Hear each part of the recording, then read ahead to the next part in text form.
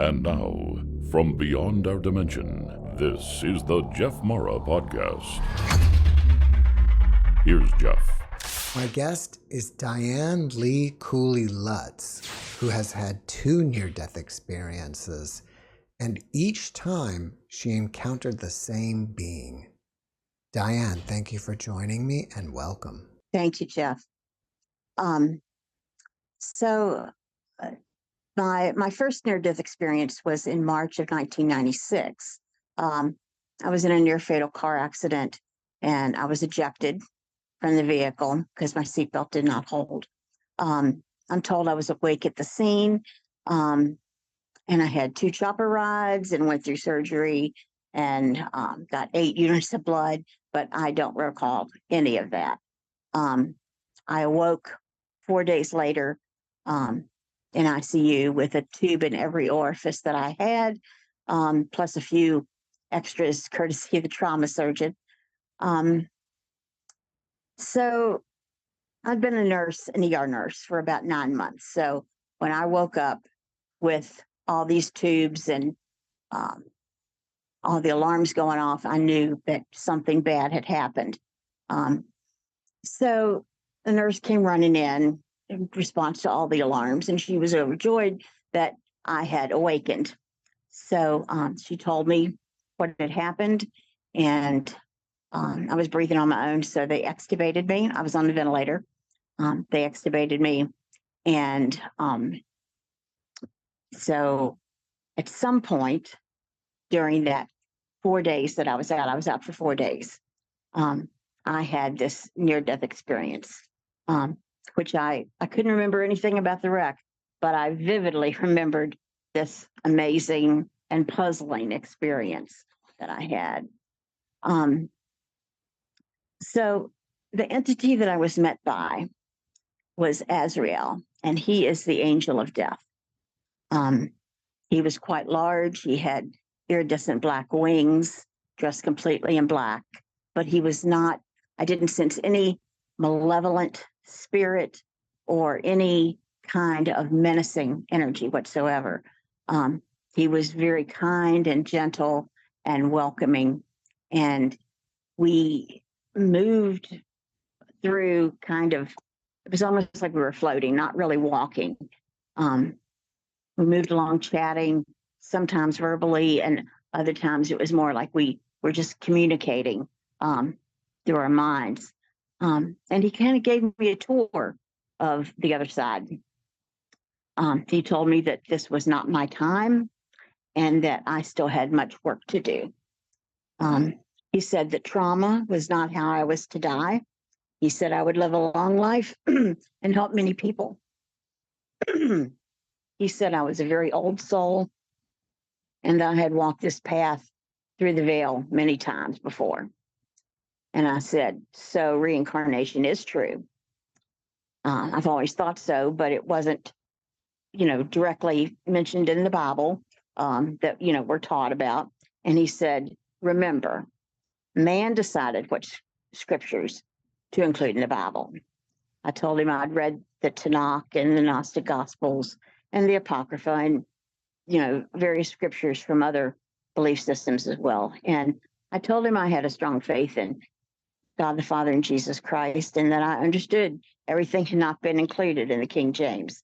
And so he nodded in approval to that. So I was given so much information about the afterlife and the pre-existence and the time between our incarnations. I was told about our soul families, that we come back with the same group of souls, but our relationships will be different. We may be husband and wife in one and, father and son in the next. It's not the same. We don't come back as the same sex necessarily. My daughter, I'll tell you a little side story here. My aunt, who helped raise me, died at age 56. And it was about 4 years before my daughter was born. Now, my aunt worked at the bank, but her dream job would have been to be a photographer. She had a very nice professional camera, took pictures of anything and everything she could. But in the 1940s, that was not something that women did. So she took a nice little secretarial job, as women did at that time. So my daughter, at about age 13, came down the steps at our house, holding a photo album that had pictures that my aunt had taken. And in it, they were on black pages and written in white ink, fountain ink. She had written captions for each picture. And my daughter said, "Mom, who wrote these?" And I said, "Well, that was my Aunt Hannibal." And she said, "No, I wrote these. I wrote these." And I, at that point, and I really thought that it was a possibility because I believed in reincarnation. But my daughter had so many of the same type of personality traits, the same mannerisms as my aunt. And my daughter actually is a professional photographer. So she is living Annabelle's dream at this point. So that's just a little side story. So back to what he told me. I was told that our Father God is a very loving Father. He's not the vengeful fire and brimstone punisher that so many religions make him out to be. He said that those stories were created by the church to keep the parishioners in line.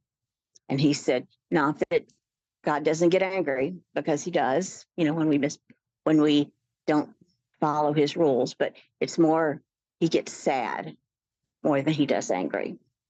I was told that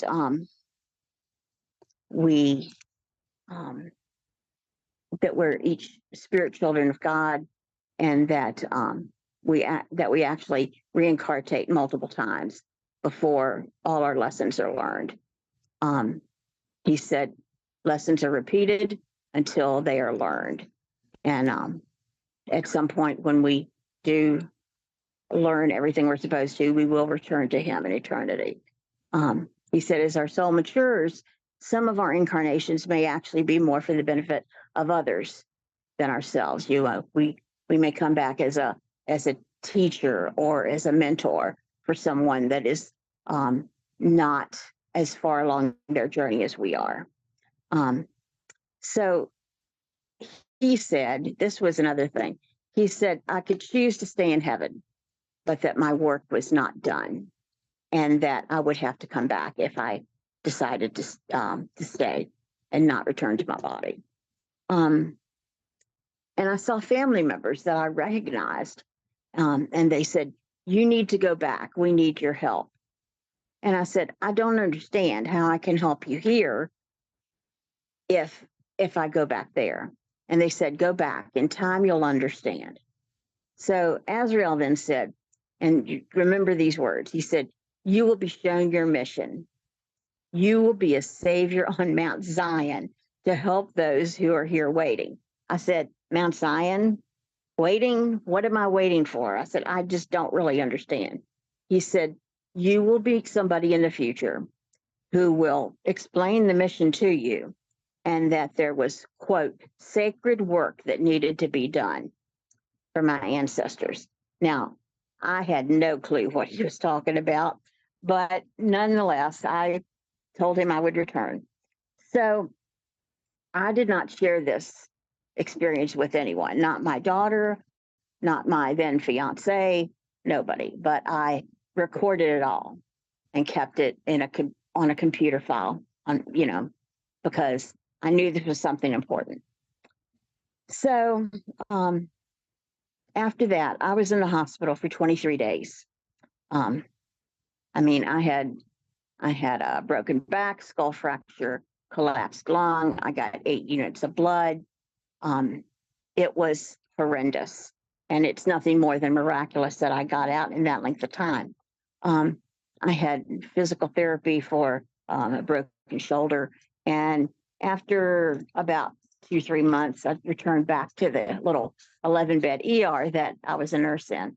The day I got back to work, we had a cardiac arrest come in, and I was so weak that I couldn't spike the IV bag. I had to lay it down and use both hands to spike it. So that evening I went home and I cried because I thought, I've been a nurse for 9 months and I'm not going to be able to do this any longer. But as time went on, I was able to do that. So that was my first near-death experience. Diane, thank you for sharing it with us. Can you tell us more about what you learned concerning time between lives? The time varies between lives. Sometimes you return very quickly, and other times it may be years and years and years. But time on the other side, time is a man-made thing. Time really doesn't exist there in the same way that we know it. And it's kind of hard to explain, but when we go back, it's kind of a review of what we've learned and what we still need to learn. And as I said, the lessons are repeated. So we choose when we're going to come back because we know the lessons that we need to learn. It would be much simpler if we remembered all that, but obviously we don't. Although I think we can somehow link into that after a period of time. As our soul matures, we can, I don't know exactly how to explain it. We can recognize, oh, this is a lesson that I need to learn. And it's a great life lesson when you can look at something that is happening in your life, something bad, and say, what am I to learn from this? Not, why is this happening to me? Why is God doing this to me? If you don't say that and you say, okay, what am I supposed to learn from this? It helps you on your spiritual journey. Whatever realm you were in on the other side, what did it look like? It was very bright and clean, and there was just there was a feeling of peace and love that was just so overwhelming. And it's funny. I was so enthralled by our conversation that I didn't really take in a lot of what I was seeing. It was more of a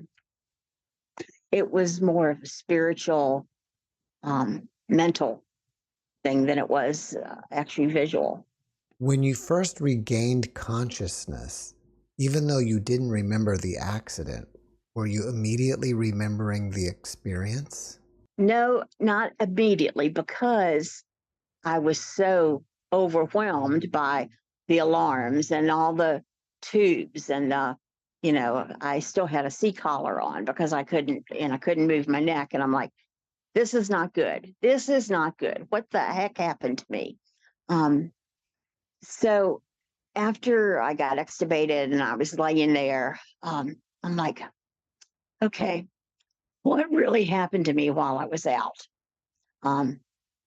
Because, like I say, I was just so overwhelmed by all the alarms and the whistles and the tubes and everything. But afterwards, once things got calmed down a little bit, then it started to come back to me as, okay, I was out for 4 days and I remember all this, and it just started kind of flooding back to me. Did it take a long time to process all that information? It did. And still, as I go over it, like each time I read over it, I can, I'm like, oh, and I remember this, it's like the memories come back a little fuller each time I go over it. Did you ever meet the person that Azrael spoke about? Yes, I did. So, 10 years later, I moved from Virginia to South Carolina to be near my aging parents. And I was introduced to the LDS church at that point by the realtor who sold me my house. So I studied the church's beliefs and scriptures and prayed about it. And about a month later, I was baptized into the faith and joined church. So all members of the church have a calling, which is a way to serve the church. And I was called to work in the Family History Center. And I was very excited about this because genealogy is a hobby of mine, almost a passion.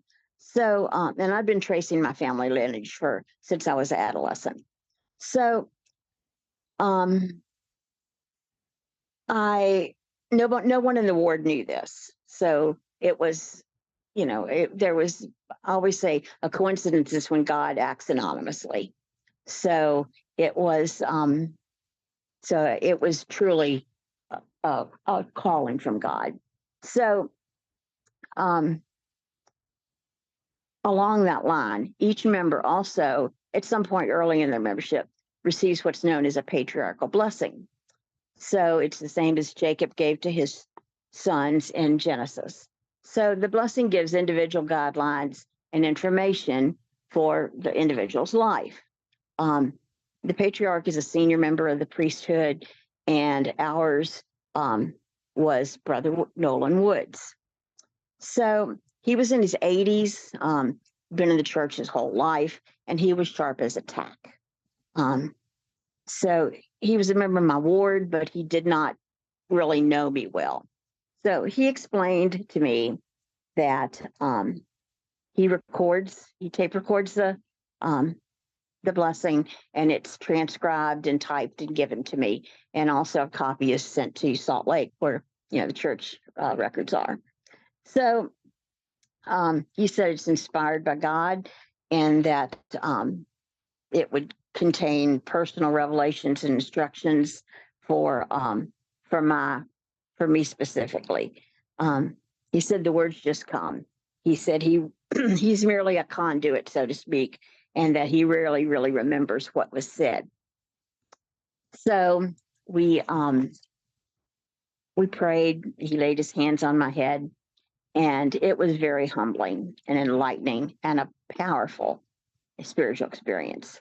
So he said, you are to seek after those ancestors who have passed the portals of this life. You have loved ones in the spirit world today who are being taught the gospel as you have been taught it here.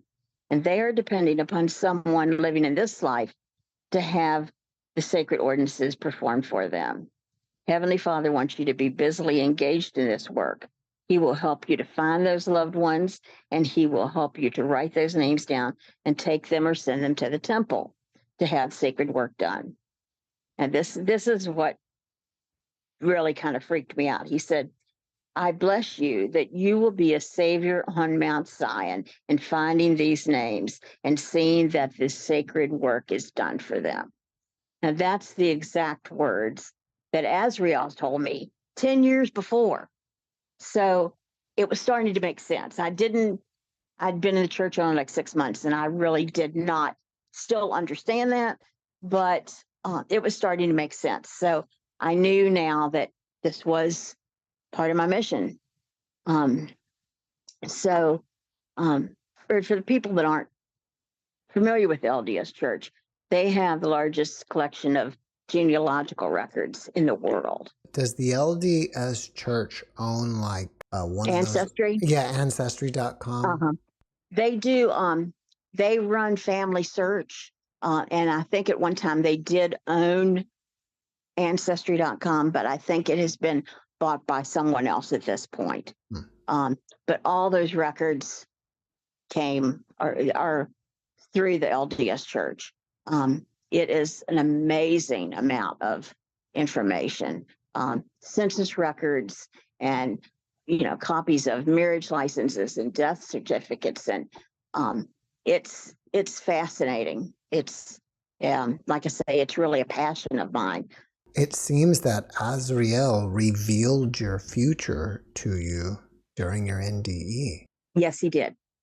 He absolutely did. It was a very profound experience. And I had always been a seeker. I grew up in the Methodist Church, and I had attended just about every organized and unorganized religion there was. And I was a seeker. So and I won't say that I prescribe by everything in the LDS Church, but it is definitely part of my mission to do this work. And another part of my mission was revealed in the second near-death experience. All right, well, let's fast forward to your second one. Okay, this is 18 years later. In October of 2021, I came down with an upper respiratory infection, which I later learned was COVID. On the evening of November 4th, I was as sick as I had ever been. I'd been in bed all day. I'd been sick for 9 days total. My oxygen level had stayed good. I hadn't had a fever, but on that evening, my oxygen level dropped into the 70%, and my fever spiked to 103. So my best male friend is a physician who I've known for 30 years. And we've been through several life's incarnations together. So I called him. He'd been treating me with antibiotics and steroids and nebulizers and so forth at home. So he made a house call, and he listened to my lungs and did a brief examination, and he said, it's time to go to the hospital. So I talked to my daughter, and Steve talked to my husband, and we decided that it would be best if Steve took me to the hospital, because we knew, because of all the COVID restrictions, that my husband had no chance of getting in. We were hoping that because Steve was a physician, perhaps they would at least allow him in to give my history and so forth. So, which they did. I was very, very blessed. It was all I could do to get to Steve's truck. I mean, they almost had to carry me. So by the time I got to the ER, and it's about 25 miles away, it was, my SAT had dropped into the 40s, and I could not speak in full sentences. So I just kind of motioned over my shoulder, used my physician, and they took me back to the ER. So he talked to the doctor. They actually allowed him to stay back in the doctor's area while I was in the emergency room. So over the next few days, my oxygen level waxed and waned, and I told them that I did not want to be intubated unless it was absolutely last resort, because 70% of COVID patients who are intubated die. So I was emergently intubated on November the 8th. So my daughter stayed in Harrisonburg, where the hospital was, the entire time. She had a motel room. She stayed in a motel room. She was not allowed to visit for the first 21 days, but she was at the hospital on campus every day, talking to the doctors. And at one point, the physician, Denise and Steve and my husband would come and visit. They could come in, they could talk to the doctors. So at one point, they asked, what's the future plan for her? And the doctor said, COVID pneumonia patients don't have a future plan. They just die. Yeah. So they said, well, she's not going to die, and you need to be thinking about what you're going to do. So all total, I was in the hospital on the ventilator for 90 days. I was at the one hospital for 2 months, and then another month at a rehab facility to be weaned off my trach. So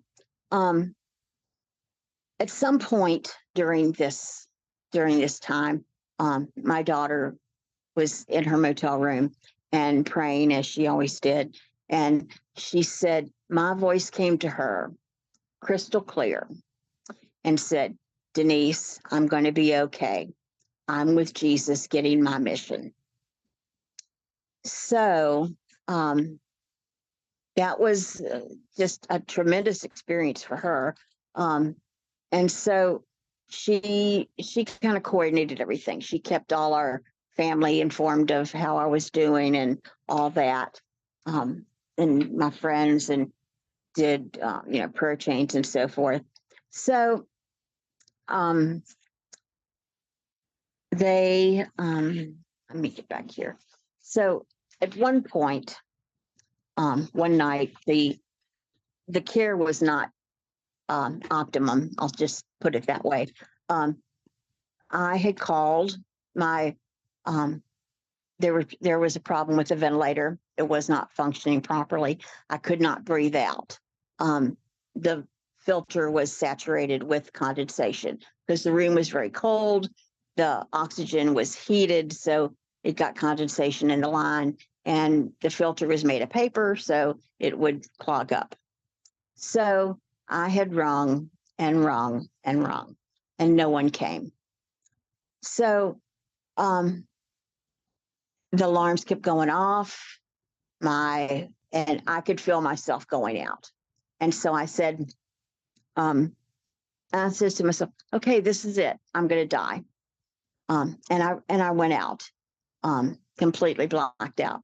So I found myself walking down that proverbial hallway toward the light, and I got just a few feet, and standing in my way is Azrael, this beautiful angel with the iridescent wings. And he's standing there pointing at me, turning his finger like this and saying, not your time, go back, pointing. And so, and I just kind of looked at him, and within a flash, I was back in the room. And I had a nurse holding my face saying, Diane, come back to me, stay with me, stay with me. So, like I said, the second one was not anything like the first, but it really cemented the fact that, Azrael was the person, the entity that I saw. And at some point, when I said I was with Jesus getting my mission, at some point during the time that I was out, because I was intubated on the ventilator for about a month before I had got my tracheostomy, at which time they finally allowed me to be a little more alert. I wasn't sedated. So during that time that I was out, and I told Denise I was with Jesus getting my mission, part of that is to, explain to people about the importance of, having someone to advocate for you when you're in the hospital, and the importance of not just taking for granted what the physicians say. At one point, the doctor was in ICU talking to my daughter, and he wanted her to sign papers for comfort care for me. They wanted to make me a no code, and they would not do, and my daughter wouldn't do that. So he had 3 clipboards in his hand, mine and 2 others.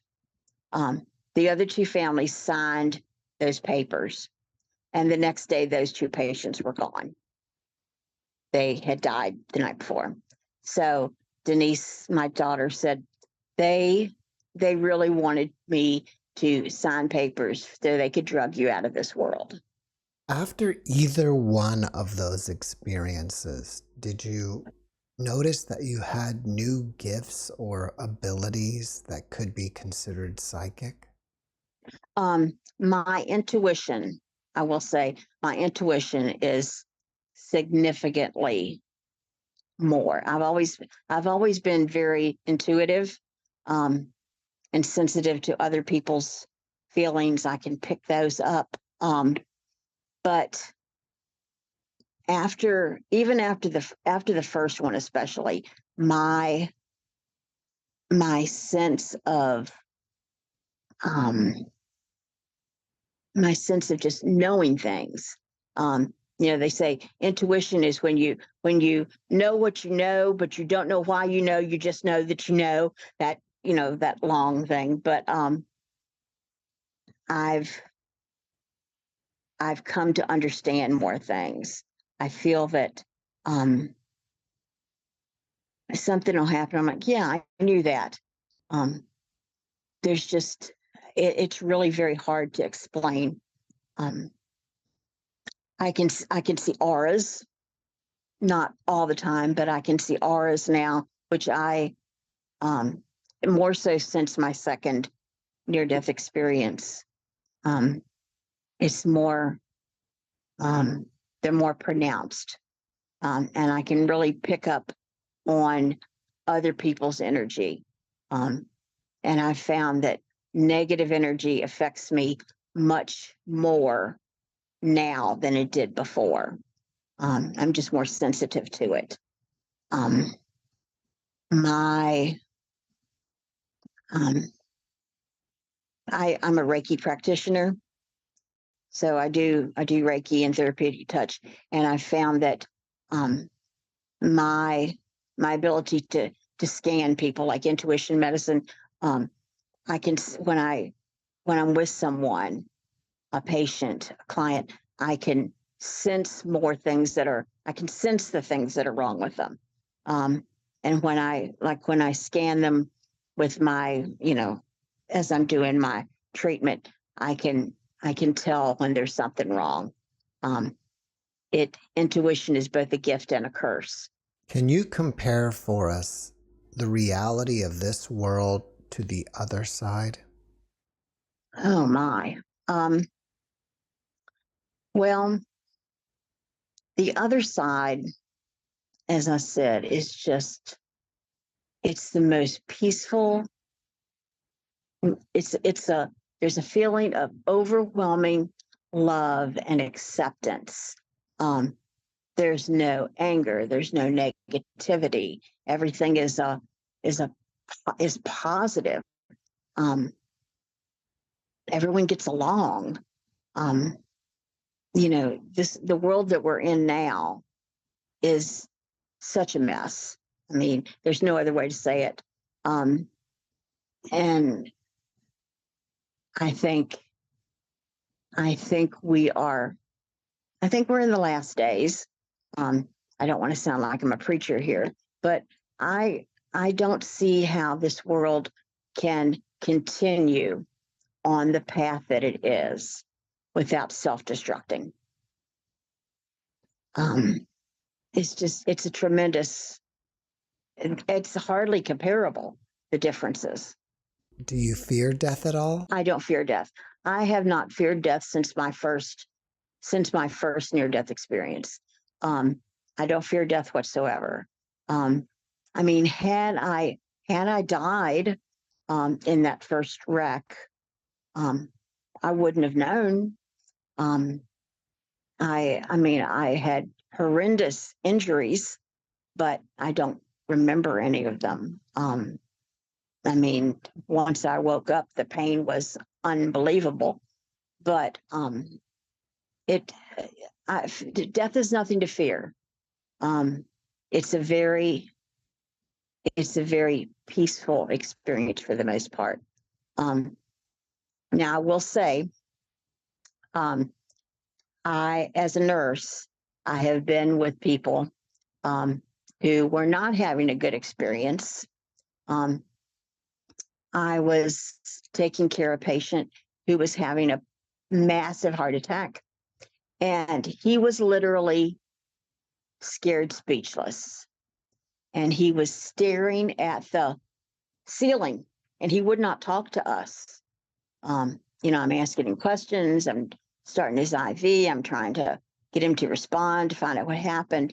And he kept staring at the ceiling. So I kind of followed his gaze. And have you seen the movie Ghost? Yes. Okay. That black mist that follows the one guy that died, that's what he saw, because I saw it too. And it was up around the ceiling, waiting for him. And I said, I see it. I said, if you need to make peace with your maker, now would be a good time to do it. And he looked at me and he said, you see it? I said, I see it. I said, you need to make peace with your maker and do it now. Because I said, I'm not going to tell you that we're going to save you, because I don't know if we can. And we had called the chopper for him.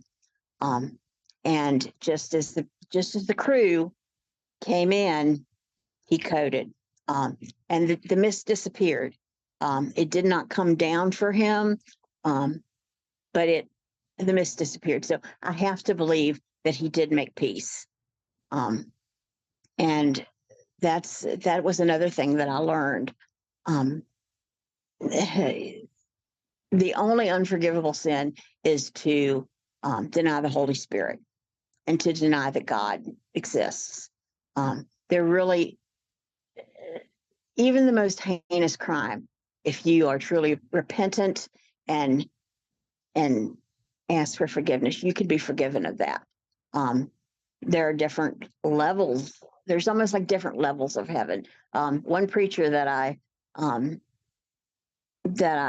had when I was younger said, it's like jewels in your crown, the things that you do, not that you are earning your way into heaven, but the closer you are to God, and the more close you are to him in your heart, the closer you'll be to him in heaven.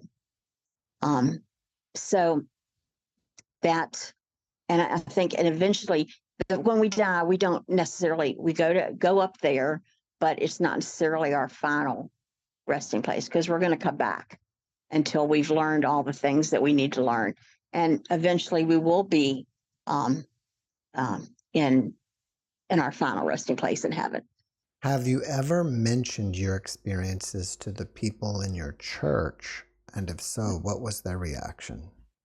Well, the church does not believe in reincarnation. It's not part of their teachings, but they do believe in a pre-existence, and they do believe in an afterlife, like a spirit prison, so to speak, where kind of like purgatory, I guess, for some churches, where you are taught lessons.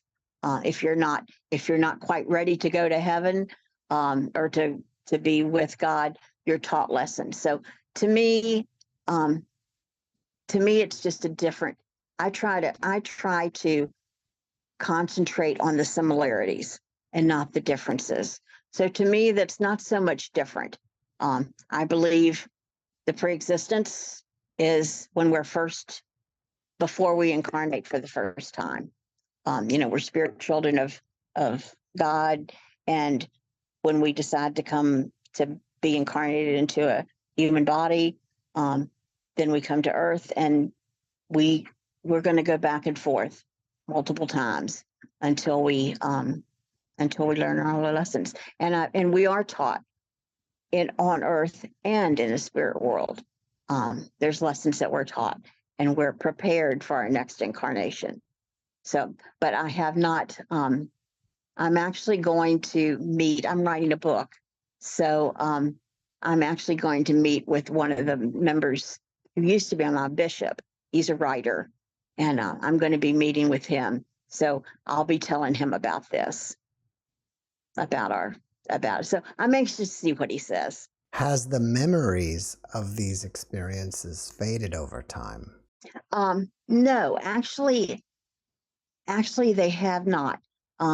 In some ways they're more pronounced, because things that will happen to me in life will jog a memory and say, oh yes, you were taught that, remember? So I have it all, I have it written down because I don't want to forget anything. But as experiences happen to me, it solidifies what I was taught, and it will clarify things for me. What inspires you about your experiences? Oh, I think what inspires me most is what I can do to help others. Because I became a nurse so that I could make a difference in people's lives. And I really feel that by sharing these experiences, my near-death experiences, and my basically miraculous recovery from COVID, because I wasn't supposed to survive. I had about a 5% chance of survival from COVID. So I feel that telling my story can be an inspiration to other people. And that's what inspires me, because if I can help others along their journey, to me, that's the most important part. I feel like we're here to serve others, and we get blessings because of that. I had a very wise bishop, and he said, there are people who don't want to accept help from others. They're like, oh no, I can't accept help. That's charity. I can't do that. And he said, when you help someone else, you get a blessing from that. And he said, if you deny someone who wants to help you, if you deny them that opportunity, then you're denying them a blessing. So, and I really hadn't thought about it that way, but it's changed my way of thinking. If someone wants to do something nice for me, I'll do something nice back for them, but I would be denying them a blessing if I did not allow them to do that. So, because if I want to do something for someone, it makes me feel bad if they don't allow that. It's like, I could really help you here and you won't allow that. Diane, after watching this podcast, people may want to reach out to you and ask you questions. Are you open to that? Absolutely. Absolutely. What's the best way to reach you? I would say through, I'm on Facebook under my real name, and they could message me through that, or they could email me at antiquenursedcl@gmail.com. Well, before we finish up, can you leave us with one last positive message? The positive message that I would like to leave everyone is to never give up hope. There is a thin line between denial and a positive attitude. Now, if someone is ill, like when I was sick, and I was in denial for a while, but you need to keep a positive attitude. I can't stress enough how important that is. Your negativity increases the cortisol levels and the stress hormones in your body, and it affects your health. It affects your mental health and your physical health. So just I was taught as a child, no matter how bad off things are, how bad things are. There's always someone else who has it worse, and it could always be worse.